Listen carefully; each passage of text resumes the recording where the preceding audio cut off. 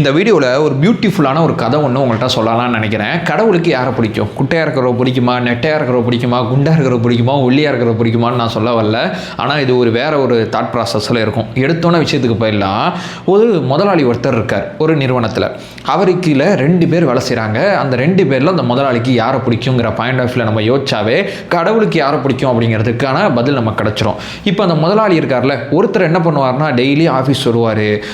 முதலாளியை புகழ் பாடுறது தான் அவரோட வேலை. முதலாளி உங்களை மாதிரி ஒரு முதலாளி பார்த்தது கிடையாது, நின்னா மாசு, உட்காந்தா மாசு, நடந்தா மாசுன்னு சொல்லி அந்த முதலாளியை குளிப்பாட்டுறது தான் இவரோட பிரதானமான வேலையாக இருக்கும். சரிங்களா?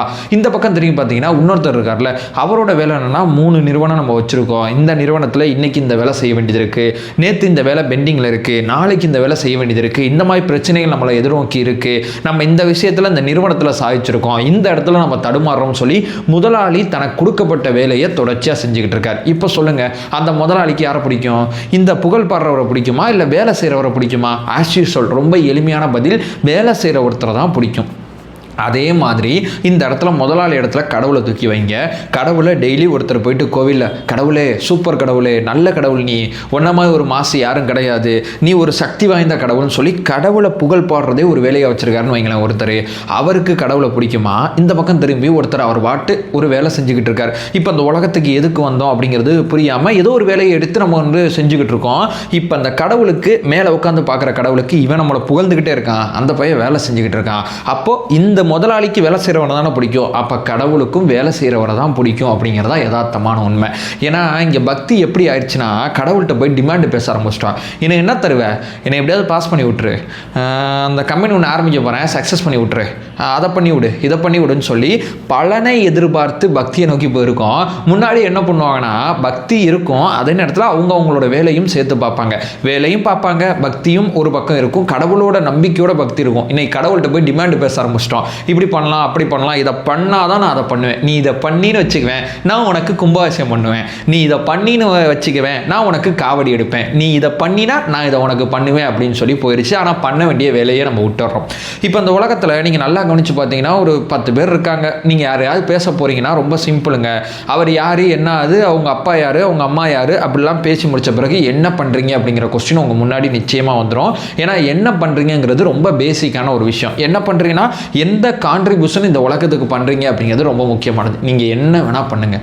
இப்போது ஏதோ ஒரு தொழிலை ஒரு வருஷம் பண்ணுங்கள், இல்லை வேறு தொழில் பண்ணுங்கள், அதுக்கப்புறம் வேறு தொழில் பண்ணுங்கள். ஆனால் ஏதாவது ஒன்று இந்த உலகத்துக்கு நீங்கள் பண்ணுங்கள்.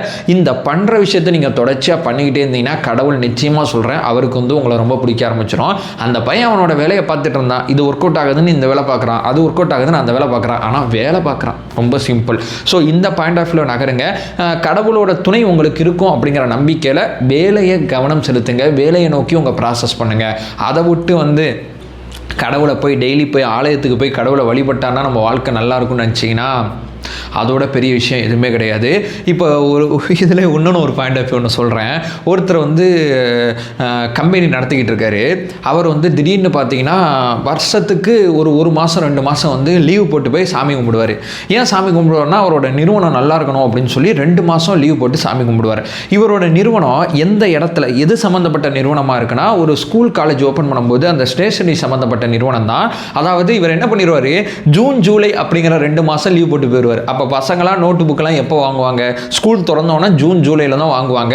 அப்படிப்பட்ட நிறுவனத்தை நடத்துகிற ஒருத்தர் 10 மாதம் வேலையை ஒரு மாதிரி பார்த்துட்டு இந்த 2 மாதம் நான் கடவுளை கும்பிட்டேன்னா என்னோட நிறுவனம் நல்லா இருக்குன்னு சொல்லி எப்போ தான் அவருக்கு பீக் ஹவர்ஸில் அந்த அவரோட ப்ராடக்ட் சேல்ஸ் ஆகுமோ அந்த சமயத்தில் லீவ் விட்டு போயிட்டு பக்தியை கடைபிடிக்கிறேன்னு போனால் அந்த நிறுவனம் நல்லா இருக்குமா? கடவுளோட பாயிண்ட் ஆஃப் வியூலேருந்து பாருங்களேன், யாராமே சரியான கிறுக்குப்பெல்லாம் இருப்பான். இங்கே நிறுவனம் நல்லா இருக்கணுங்கிறான், அங்கே போனால் அந்த 2 மாதம் தான் விற்கும், அந்த 2 மாதம் லீவ் போட்டு போகிறான், என்னத்தை சொல்கிறதுனே தெரில அப்படின்னு சொல்லி தானே கடவுள் ஃபீல் பண்ணுவார். ஸோ அவரோட பாயிண்ட் ஆஃப் வியூவில் எதுக்கு வந்தோம், எதுக்கு போக போகிறோம் நமக்கு தெரியல.